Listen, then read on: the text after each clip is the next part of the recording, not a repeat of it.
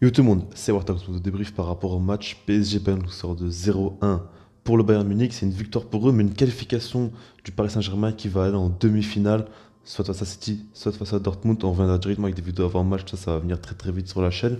Mais en tout cas, voilà, on va parler de ce match-là, voir comment ça s'est passé. On va commencer par les compos. Alors, côté PSG, le véritable changement, c'est Paredes qui est de retour dans le 11 et Marquinhos donc, qui est remplacé par Danilo parce qu'il est blessé. Mais Paredes voilà, a été suspendu, là il est de retour, il est dans le 11. Et donc voilà, côté Bayern, eux, c'est Goretzka donc, qui est blessé et Alaba qui le remplace au milieu de terrain. Et puis ce qui est intéressant, c'est que Lucas Hernandez est en tant que défenseur central et donc Alphonso Davies en tant que latéral gauche. Et Lucas Hernandez va revenir plus tard par rapport à son match, mais il s'est passé quelque chose quand même, hein.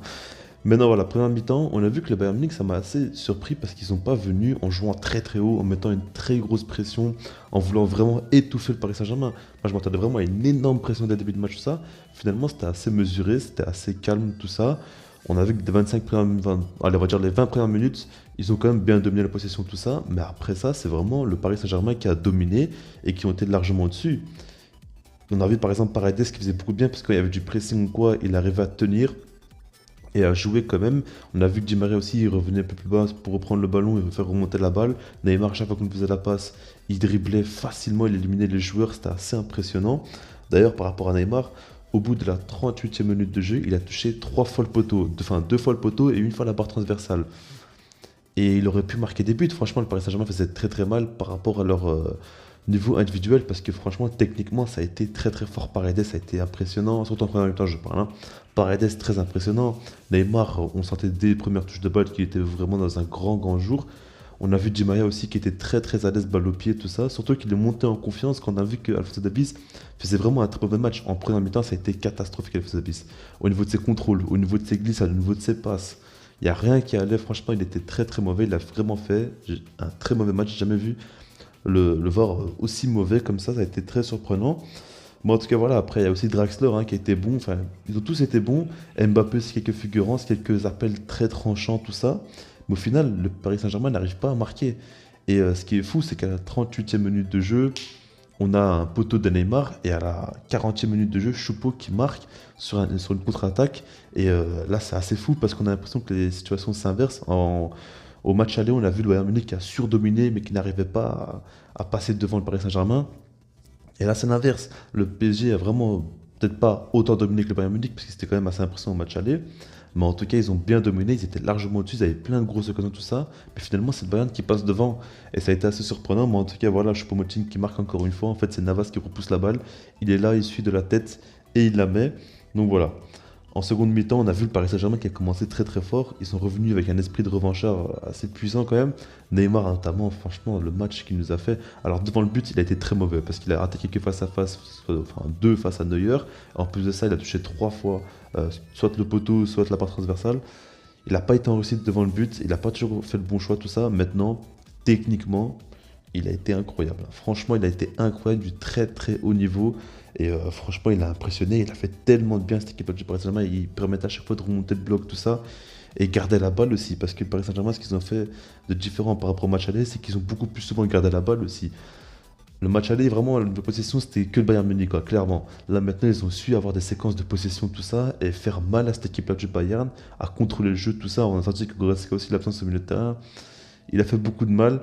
Et donc voilà. Après, à la 58e minute de jeu, notamment Diallo aussi qui s'est blessé et qui est remplacé par Bakker. Là, j'ai eu un petit peu peur. En plus de ça, il y avait côté droit Dagba qui a pris un jaune. Je me dis que sur le côté, ils allaient prendre vraiment l'eau, le Paris Saint-Germain, mais finalement, ils ont plutôt maintenu un esprit d'équipe quand même qui impressionne. Ils sont vraiment très soudés, tout ça, ils y croient. Et puis on a enfin Neymar, Mbappé, Di Maria, tous les stars on va dire, du Paris Saint-Germain qui répondent présents lors d'un gros match. Et franchement, ils répondent pas qu'un peu parce que là, ils ont été monstrueux. Surtout Neymar, hein. Franchement, les différences qu'il a fait. Et sans un Neymar aussi dribbleur, aussi technique, tout ça, je pense pas qu'il aurait pu, enfin que le Paris Saint-Germain aurait pu vraiment se qualifier tout ça. Maintenant, ce que j'ai à dire, c'est que le Bayern Munich, ils ont eu quand même beaucoup d'occasions, ils ont eu beaucoup de déchets et ils auraient pu se qualifier parce qu'au final, on a vu que le Paris Saint-Germain a énormément raté ses occasions, tout ça. Maintenant, le Bayern Munich aussi, il y a eu, par exemple, à un moment donné, à la 25e minute de jeu, où il y a eu deux erreurs consécutives de la défense du Paris Saint-Germain, deux frappes consécutives, une de Sané, une de Kimmich, les deux qui sont pas cadrés. Maintenant, ça aurait pu mettre deux buts à ce moment-là. Vous voyez ce que je veux dire? Après ça, ils ont eu plein d'occasions, tout ça. Ils ont eu un manque de réalisme. énormément de situations où ils sont dans le rectangle, dans la surface du Paris Saint-Germain, mais qui n'arrivent pas à marquer. L'absence de Lewandowski leur a fait beaucoup trop mal. Et Choupo-Moting a été trop souvent un petit peu perdu, tout ça. Il a mis 2 buts certes sur les 2 matchs. Maintenant, dans ce match-là, franchement, je l'ai trouvé très perdu, tout ça. Il n'arrivait pas. Il est quelquefois hors jeu bêtement. Des fois, il n'y croyait pas sur les actions, alors que s'il est jusqu'au bout, il aurait pu marquer, tout ça. Sané qui a fait très souvent le mauvais choix, alors il est passé une dizaine de fois, hein. Franchement, il a réussi à dribbler énormément de fois. Coman aussi, il n'a pas toujours fait le bon choix. Kimmich, il n'a pas fait un gros match non plus. Après, ce qu'il faut dire, c'est Lucas Hernandez. Lucas Hernandez a fait un match exceptionnel. Franchement, il a fait un match incroyable. Il n'a eu aucune erreur dans son match, selon moi. Et ça a été de très loin le meilleur joueur côté Bayern Munich.